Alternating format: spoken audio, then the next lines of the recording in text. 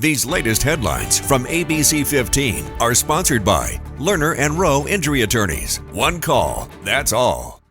Hey there, I'm Jane Caffer with your top stories from ABC15 Arizona. Developing today, a man has been arrested in Phoenix, accused of destroying a community memorial for Charlie Kirk outside Turning Point headquarters.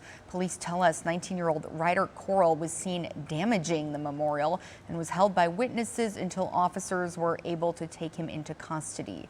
They were already in the area for traffic control. Now, he's been booked on several charges, including criminal damage and disorderly conduct.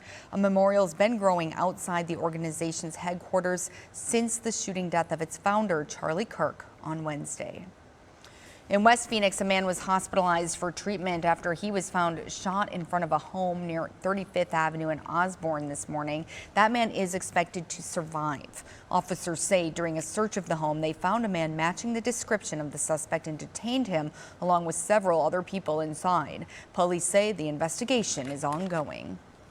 In Tempe, a motorcyclist has died after a crash involving a Waymo. This happened early this morning near Rural Road and Apache.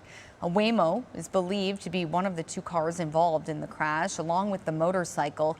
It's unclear if anyone was inside the Waymo at the time, and police are still investigating the circumstances surrounding that crash. And a man has died following a crash Saturday night near 28th Street and Van Buren. Police say it appears he was crossing a road against the light in an intersection when he was hit by a vehicle. The driver stayed at the scene and didn't show signs of impairment. Police are continuing to investigate. As southwestern states still can't agree on a new Colorado River deal, a new kind of drought is hitting the river, not of water, but of leadership. More than 150 Trump nominees are stalled in the Senate, including one with big consequences for Arizona. Our Adam Klepp hears from local water leaders about why it's making tough negotiations even harder.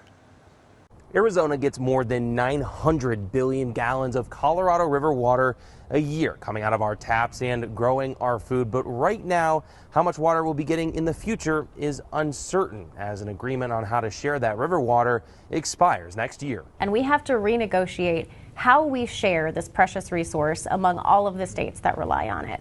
With the drought, there's less to share, and with our growing communities, more demand. This is going to impact millions of people across the United States, including pretty much everybody in Arizona. Now a guiding voice is stuck in gridlock. Ted Cook, the former general manager of the Central Arizona Project, was nominated by President Trump to lead the Bureau of Reclamation. Commissioner of the Bureau of Reclamation is going to be the person essentially overseeing those negotiations and leading the discussion about what happens to the river. And so it's going to take some very tough decisions. It's going to take some very firm leadership, and Ted's the right person. The problem is, despite being nominated back in June, he still doesn't have the job. Democrats have destroyed Senate precedent, and we're going to fix it. Democratic senators have been using procedural tactics to stall Trump's picks to lead agencies, arguing the executive branch is overreaching power across government. The Republicans are trying to rush through a Donald Trump puppet. But for Cook, there's broad support in Arizona. Governor Katie Hobbs quickly endorsed his nomination after it was announced, and Arizona's lead negotiator said he's a great choice. Ted is very smart. He's very analytical.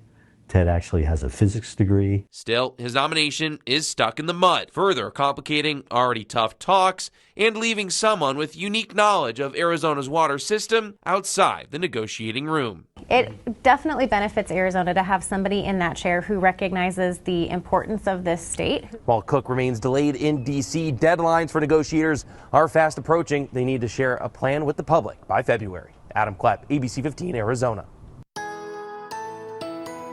Checking in on your forecast, I'm meteorologist Justin Hobbs. Let's get you started for your Monday morning. We're waking up to 78 degrees here in the city at 6 o'clock in the morning. Our lunch hour 97. We'll go up to 104 tomorrow, putting us a few degrees above our average and a bit warmer than where we were for the weekend. It's all because high pressure is building in. That's going to keep us warm here for the next couple of days. Waking up to 36 up in Flagstaff, freezing at the Canyon, 58 in Payson, 49 over there in Heber, 50 for Show Low. Afternoon temperature across the lower desert, most of us getting into that triple digit mark. 104 here in the city, 89 for Payson, 76 77 in Flagstaff, 86 up there at Page. We'll stay around 104 here for Monday and Tuesday. Then as we get further into the week, we're watching for some moisture to try to build in. Question is how much moisture is going to build in. Will we get the right flow? And that's going to really play out how much of our rain chance we're going to see. Right now I've got us pegged at 20% for Thursday and Friday, but with that moisture building in, our temperatures will fall back for us. We're back to 100 for Thursday and then back into the 90s for Friday, Saturday, and Sunday. For the latest headlines, weather, and traffic, head to abc15.com or download the free ABC 15 mobile app. These latest headlines from ABC15 are sponsored by Lerner and Rowe Injury Attorneys. One call, that's all.